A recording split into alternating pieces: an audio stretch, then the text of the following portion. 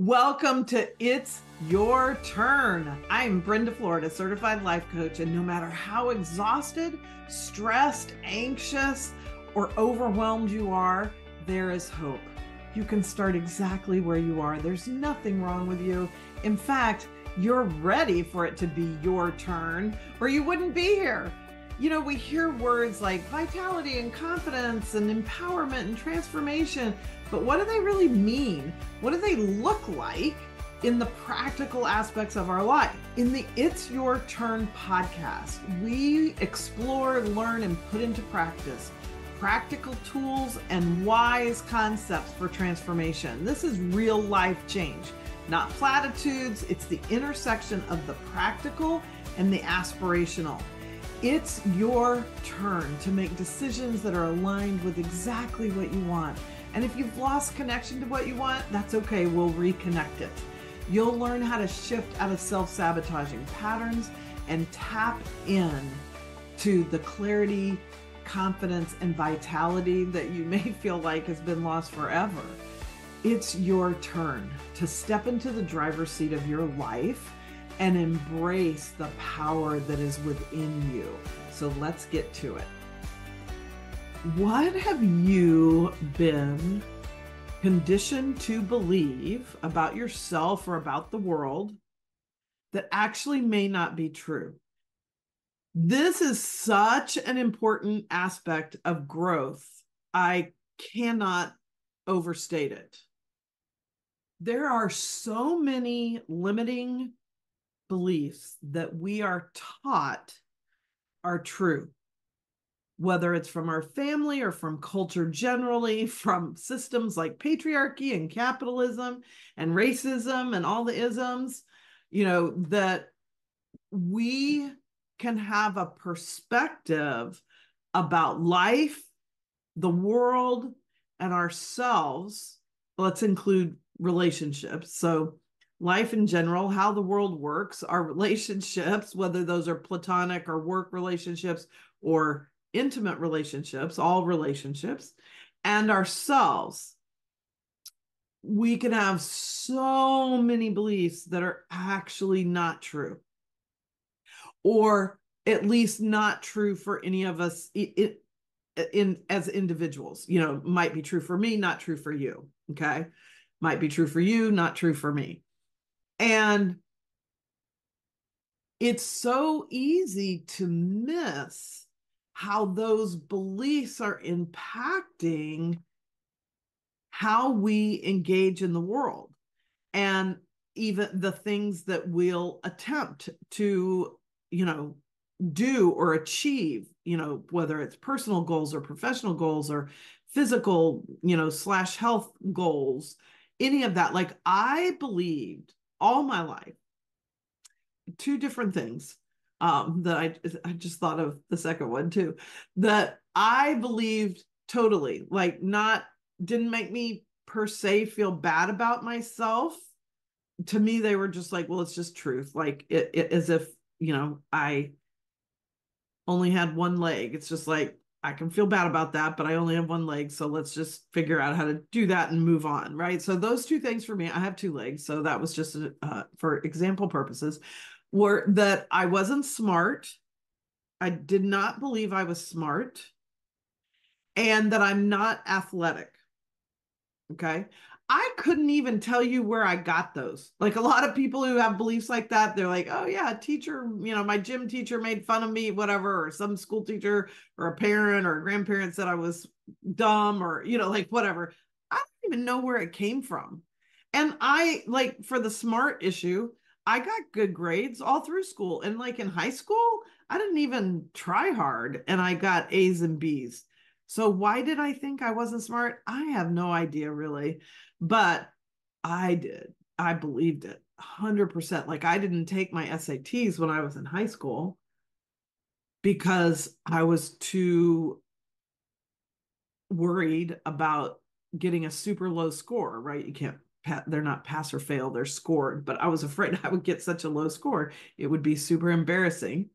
And partially because I didn't think I was smart, and because I believed, again, cultural and religious conditioning, family conditioning, that because I was a woman, what I would do, like I didn't need to worry about a profession, so to speak, because I'm going to get married and have children and be a mom and support my children and my husband and keep a beautiful home, right? Because I'm a woman. So I didn't have any particular professional ambitions. It's funny because I did used to think I really wanted to be a flight attendant. When I was a little girl, I took my first solo flight from San Francisco to San Diego when I was either 5 or 6 years old. Well, based on when we lived in San Francisco, I must have been 6. And oh my gosh, I loved it. I loved being alone. I had a pretty intrusive mother. So I loved having that time by myself. I was going to my grandma's. I loved being at my grandparents'. And so I loved where I was headed, right? And that I was traveling alone. I felt like such a big girl, And back in those days, the flight attendants would serve those after dinner style little square mints. Like they weren't even wrapped, right? We didn't have the sensitivity towards germs then that we do now. And they would come at the end of the flight with this kind of little wicker basket, like with a napkin in it and these little after dinner mints, and serve them to, everybody on the flight. You would just reach in and pick out your mint with your hand. Anyway, so the flight attendants asked me if I wanted to do it, and I got to walk up the aisle of that airplane and serve everybody mints, and I was in heaven. I mean, I just loved everything about it. I still love to fly. I love to fly so much that it doesn't matter if there's delays or, all the airport drama that can happen or rough flights, whatever, I am so happy every time I get on an airplane. I'm happy once I get in the airport. I love it so much. Okay. But anyway, um, other than I had a fantasy of wanting to be a flight attendant. And then occasionally when I was in high school, I would have sort of a fantasy. It was very fantasy of myself, like as a lawyer, like in a suit, toting a briefcase, doing something important. But I didn't pay much attention to those little fantasies because I believed so predominantly that as a girl, I would just, I would get married and have a family and take care of them. And that would be my job. And my husband would be the breadwinner and, do the job and create the income and all of that. And I never questioned that.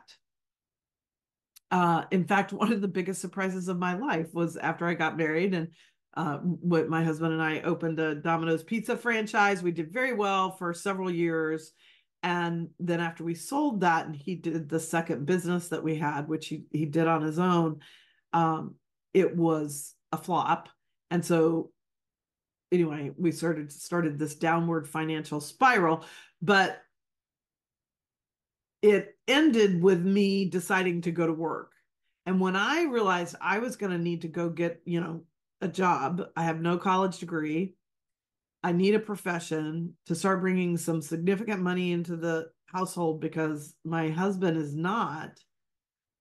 That was like the biggest shock of my life because never, other than those little brief fantasies of being a flight attendant or being a, briefcase toting lawyer, I never in my wildest dreams thought I would work, let alone need to support my family. And then, after several years, we were divorced and I needed to be the breadwinner then for the rest of my family's life, the rest of my life. Because even though I was in 2 other relationships after that, I've never had my partner support me financially. Other than for one little brief, like 6-month period of time where I was in between things. But anyway, so I had this belief that I absorbed from my culture that, women don't, that's not what they do. It wasn't super judgy if a woman wanted to work, we weren't super judgy about she was doing something wrong unless she had kids at home. Then we were judgy that she wasn't being a good mom because she was choosing to work. So anyway, but certainly for me, I had absorbed this internalized belief that I would not do that my husband would support me and I would support him and the family and take care of the home, right? And I didn't, it's not like I contemplated that and decided as a teenager what felt true to me. I just, that was what was given to me by osmosis, and I didn't question it. And I think, a lot of this goes along with personalities. Like, I did not have a personality that questioned things naturally. Some people do, and I love that. And I'm so jealous of that sometimes because I think that would have saved me a lot. But what I want you to think about today is, what have you absorbed from society, religion, your family, whatever it is, it doesn't matter. It could be from your childhood. It could be an influential person as you are an adult, or an experience that happened to you as an adult. You're mugged. And so now you have the belief that it's never safe to go out, right? Where somebody else can get mugged and be like, well, yeah, that was a bad thing and that happened to me, but, I'm not going to quit going out. It can be something like, going back to my flight attendant fantasies, like flying is safe, flying is not safe, right? There's plenty of people who have an internal belief, even though they know it's not backed by statistics, that it's just dangerous to fly. They're afraid to do it. Something could happen. And so they don't fly. My mother would never get on an airplane. The only time she did it was a couple of times when my dad sort of, forced her, didn't give her an option. But once they divorced, she never got on an airplane again because, it was too scary to her. So that was a belief that she had. It's not safe. It limited her life dramatically. And I'm just saying, we have all absorbed these things. And so, what I want you to think about today in this episode is, what have you got that you have absorbed or you've been conditioned to believe, however you want to think about that, whatever words resonate for you. You've picked it up. It was a response to something that happened to you. And now you won't do this, or you always do that, whatever. And and then ask yourself, like, is that really true? Is that really true for you? And I don't mean the impulsive, of course, impulsively, you're going to get, well, yes, it's true for me. Yes, if you'd ask me as a teenager, do I want to go be a lawyer or have kids and have a family? I'd be like, oh, I'm going to have kids and have a family. That's what I want to do. That's my truth. My truth is my mother's my best friend. She's my hero, blah, blah, blah. Well, that's what I was conditioned to believe. My relationship with my mother was so enmeshed, there was nothing else to think other than she was perfect. And because that's what enmeshment does. This won't be an episode on enmeshment. But even if you had asked me, I would not have questioned that. Okay. So what I'm asking you to do is looking at something, because you're a growth minded person, or you wouldn't be listening to this podcast. And this is how we find where we are ready to grow. It's probably something that you're either already questioning, or something that's irritating you, or something you're seeing in somebody else that is either the same or similar. One of the things I love to have people do, I do this when I teach, sometimes in big groups, or I've done it with clients on a one-on-one. So you can do it with me now, as a way to kind of open the door to what might I not be seeing, because I've just absorbed it. I've been so conditioned to believe it's true that I'm not questioning it. That I'm ready to grow out of. I'm ready to evolve to a higher state that takes me to my own personal truth about this right now. And personal truth evolves with us, right? So truth is a river, not a rock, okay? It moves, it grows, it evolves, it expands as we do. So all I'm looking for is, what is my truth today? And one of the exercises I do is, I'll ask you to think about a hero or somebody, you really, really, really, really admire. Okay. And I want you to think of 3 reasons that you admire them. And they can be a fictional character, or it could be a celebrity or somebody that you don't really know them, but it's how you perceive them, like an Oprah or a Nelson Mandela, or, whatever. Gandhi, Mother Teresa, I don't care. Pick your person, is what makes you admire them, right? Even though you don't know them as a person. And think of those three qualities.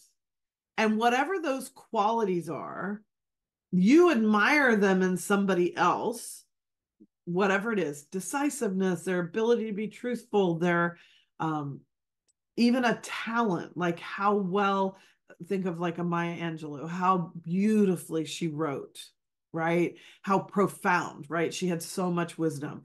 So think of these like characteristics or qualities of that person. And we can use like some of those I just spit out. We'll say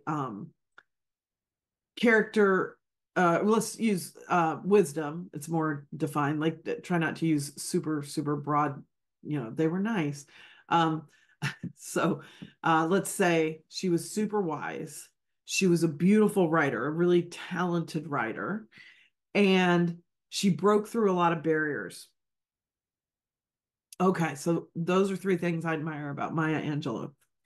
So then I look at myself and I say, okay, so where do I have those qualities too? But I am either dismissing them, sometimes you're dismissing it entirely and thinking, I'm not that way at all. I'm not wise at all, or I'm not a good writer, whatever.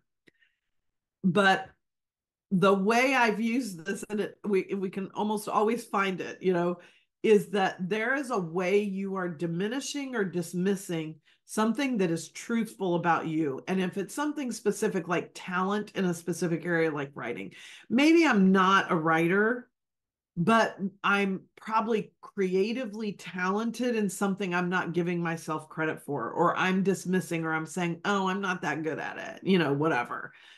And the reason why I admire it in her is because she was owning it. And that's my signal that it's time for me to own that.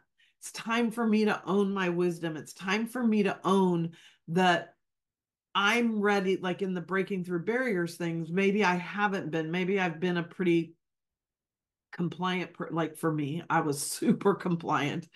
And so I wouldn't, think that about myself. And truthfully, I hadn't broken through a lot of barriers in my, even, oh gosh, probably even until I was about 40, other than divorcing my first husband, which was breaking through a barrier because in our religion, that was a very much a no-no. But anyway, so let's say, oh, well, okay, I haven't really done much of that, but this is my sign. This is my calling that I'm ready to grow into that, or I wouldn't be admiring it so much in somebody else. Okay. So look at that for things that you want to open up to, as we're like looking for, where are my growth points? Where am I ready to let go of something I've been conditioned to believe about myself, or believe about the world, or believe about my gender or my race or my sexual orientation or my gender expression or whatever it is, like whatever it is. What have I been conditioned to believe that I've just kind of allowed to be absorbed as a that's true, and start questioning that. Is it really? Because like, here's this, we can go back to Maya, who, as a Black woman in the era she grew up in, I mean, there just weren't that many famous Black women. And so she was breaking all kinds, she didn't, likely have somebody she was admiring, this whole idea of representation that is evolving now and expanding so much. And I love it, but we still have a long way to go of, when I've never seen somebody like me do that, I've never seen a woman president, right? So a girl who grows up and she never sees a woman in that role, she is going to automatically think it's not available to women, to people who look like her, or person.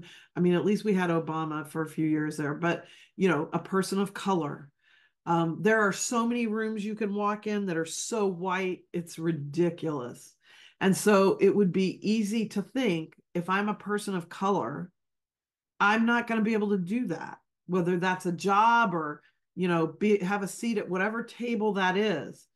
And so we absorb things like that. So Maya obviously didn't absorb all that, or she, broke those belief systems that she was raised with so that she could become more than what she would have become if she believed them all. And that's the thing. They're all so limiting to us. Our personal truth is so much more expansive and allows us to do so much more and be so much more. And that's why it's so empowering. That's why it's so important to me to talk about these topics, to coach people through this kind of thing, to provide tools, because that question of, is it true, is so powerful. I use it all the time with myself. I use it all the time with clients. There's so many things that we can unintentionally, really sort of not consciously, okay? We're not using our conscious mind. We're just believing them and we don't realize it. So that ability to question, wait a minute, is that true? I remember the first time somebody invited me to, actually, this is so ironic or just ridiculous, asked me to go see Phantom of the Opera, which I didn't know anything about, except it was, a live theater thing. And because the name opera was in the title, I thought it was an actual opera. But anyway, and so I said, oh no, I don't like opera. And my friend was like, well, first of all, it's not an opera, it's a musical. And second of all, what do you mean you don't like opera? Like, have you been to the opera? Because she knew me well enough to know that my family did nothing. We didn't go to museums. We always lived right near big cities, San Francisco, San Diego, Denver, but we never did anything like that. No art exhibits, no museums, no theater, nothing. And so I was very unexposed to all that kind of stuff. And she knew me well enough to know that. So she's like, have you been to the opera? Do you know if you don't like it? And I was just like, my gosh, I don't even know why I said that. Because no, I don't, that's not coming from me. That's something probably, I heard family members say, or, to make excuses for why we don't do things like that or whatever. I don't even know. But it's just like am I smart? Am I athletic? Turns out my body is pretty athletic. But when I believed it wasn't, I did not do athletic things because I had that story that I don't believe I am athletic. I didn't, challenge myself intellectually. I didn't, even in the choices of things I read and stuff, I wasn't doing it on purpose, but I would sort of end up self-selecting, right? The way we do, just so fast, so unconsciously, like, this is for me, this is not for me, whatever, without really taking the conscious time to think, like, is that true? Am I just telling myself I'm not smart? Somewhere I picked up that belief. But what if that's not true? And maybe that's an easier way for you to ask it of yourself instead of, the sort of more challenging and direct, is it true? You could go with, like, what if that's not true? What if I wasn't afraid to fly? There are plenty of people who are not, me being one of them. So what would open up? What would change about the way I think about my life and what's possible for me, or where I might go on vacation, or who I might go visit if I wasn't afraid to fly? And if that feels expansive, then that's probably your sign right there that that's a fear you need to learn how to overcome. I'm not saying it's not a real fear. I don't mean it's not true that you're afraid to fly. You are, if you are, in that case. I am not smart. I'm actually very smart, but it took me until I was like in my mid 30s before I could see myself that way. And funny thing, how my career opened up after that. Before that, even the jobs I took were sort of low paying things that, at least to me, I didn't think I had to be super smart for. And when I started believing I was smart, it totally changed what I thought was possible for me, because I'm a super ambitious person. Now I knew that. And so because I'm ambitious, once I got rid of the I'm not smart, then I was like, ooh, I could do this and I could do that. And I could, and I got excited about things that I was never excited about before. So my sort of teaser tempter for you is, there are so many things that are available to you once you release some of these beliefs that you've absorbed from, culture, the collective, your family, religion, all kinds of things can happen, can do it. And develop that conscious relationship with yourself that is not afraid to question those beliefs and say, wait a minute, does this really serve me? Is this what I want to believe? Is this the only thing that's possible? Whatever. So you can open up to a new way of thinking, a new possibility, because that's where the power is. That's where the freedom is. That's where your expansion is.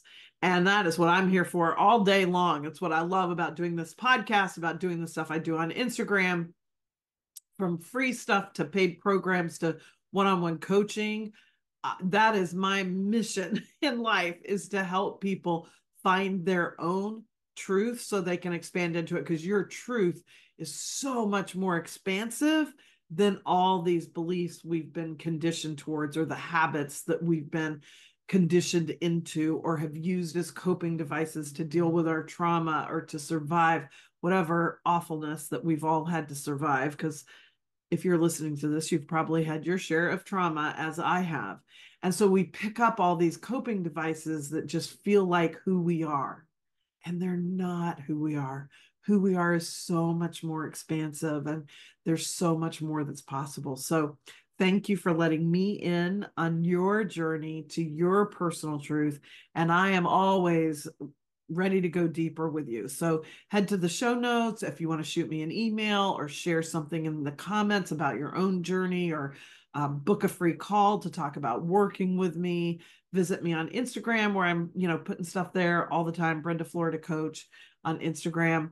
And thank you for having me as part of your journey to your personal truth and the life that's possible for you, because you follow that personal truth instead of what you've been conditioned to believe. Thank you for joining me for this episode of It's Your Turn. I've got resources and links in the show notes for you, but here's what's more fun. DM me on Instagram at Brenda Florida Coach and let me know you listened to today's episode. I'd love to connect with you. And then share this episode with somebody who needs to hear it, because I know you know somebody who needs to hear it. And I'll see you in the next episode of It's Your Turn.